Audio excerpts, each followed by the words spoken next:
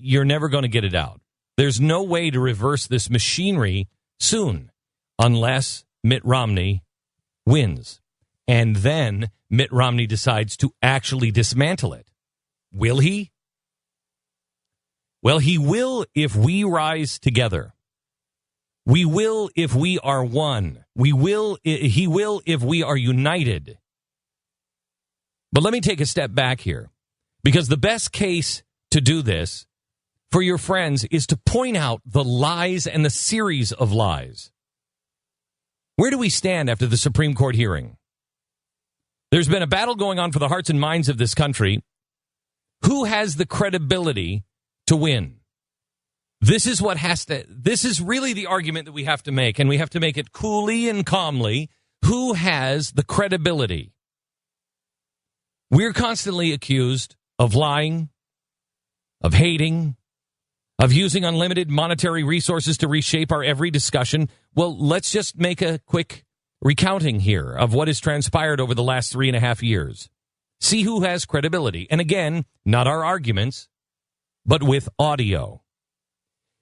They said that they would close Gitmo within a year. We said there was no way they would close down Gitmo. You can't do it. They said they would. Obama, February 21st, 2009. Obama, cut 136. Guantanamo will be closed no later than February 21st, 2009. Guantanamo will be closed no later than 1 year from now. Okay, is it 1 year yet? It's 4 years. It's still open. Who told the truth? Who lied? They said there would be no lobbyist in the White House. We said that would be great, but it won't happen. Tell the lobbyists in Washington that their days of setting the agenda are over. They have not funded my campaign. They will not work in my White House. Obama appointed 17 lobbyists to high positions in his administration in the first 14 days. That's more than one lobbyist per day. Who told the truth and who lied? They said the stimulus spending would produce jobs. We said it would not. I think we can get a lot of work done fast. When I met with the governors, all of them have projects that are shovel-ready. He met with the governors, and all of them have projects that were shovel-ready. We said that was impossible. What happened? Shovel-ready was not as shovel-ready as we expected. Sure sounds funny. What a surprise. This is not about Barack Obama and bashing him. This is about presenting facts to the American people. They continually question our credibility. And they can do it because the media does not do what we're doing right now. So all we have to do is remind them of their own words so people can compare their deeds to their words and then decide who told the truth and who lied. They said they would cut the deficit in half by the end of the first term. We told you with the agenda that they had, it would be absolutely impossible to do. We have already identified $2 trillion in deficit reductions that will help us cut our deficit in half by the end of my first term. Has the deficit been cut in half? Has it been cut in a quarter?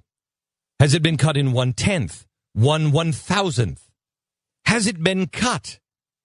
The answer is no. The deficit has grown every year. It now averages 3 times Bush's average deficit. 3 times the deficit that the president himself said was un-American. So who told the truth? Who was name-calling? And who was lying? Now we have the health care ruling yesterday from the Supreme Court. The administration told you that there would be no tax increase on anyone making less than $250,000. So let me be absolutely clear. If you are a family making less than $250,000 a year, you will not see your taxes go up. Got it? Pretty clear. We said, among so many other problems with the health care bill, that this was a massive tax increase, possibly the largest in U.S. history. They were absolutely adamant that this was not a tax increase. They said it was ridiculous to even suggest that this was a tax increase of any kind. Take a responsibility to get health insurance is absolutely not a tax increase. What it's saying is that we're not going to have other people carrying your burdens for you. It may be fair, it may be good public policy. No, but George, you can't just make up that language and decide that that's called a tax increase. If I say that right now your premiums are going to be going up by 5 or 8 or 10% next year, and you say, well, that's not a tax increase. But on the other hand, if I say that I don't want to have to pay for you not carrying coverage even after I give you tax credits that make it affordable, then... I don't think I'm making it up. Merriam-Webster's dictionary. Tax, a charge usually of money imposed by authority on persons or property for public purposes. George, the fact that you looked up Merriam's dictionary, the definition of tax increase, indicates to me that you're stretching a little bit right now. Okay, I mean, I've never heard that the dictionary is ridiculous to pull out, but maybe he gets pissy with a friend. He gets pissy with Stephanopoulos, a guy who is never against the president. Somebody with whom he counsels. He was so irritated with George Stephanopoulos that he actually had the audacity to call it a tax. He calls him out. Then, when they feared the mandate would be deemed unconstitutional, they ran to the Supreme Court screaming that it was a tax increase. Well, now the Supreme Court has declared, and I don't know if they use the dictionary or not, it is a tax increase. But allow us now to be absolutely clear. Who told the truth and who lied? No name calling, just the facts.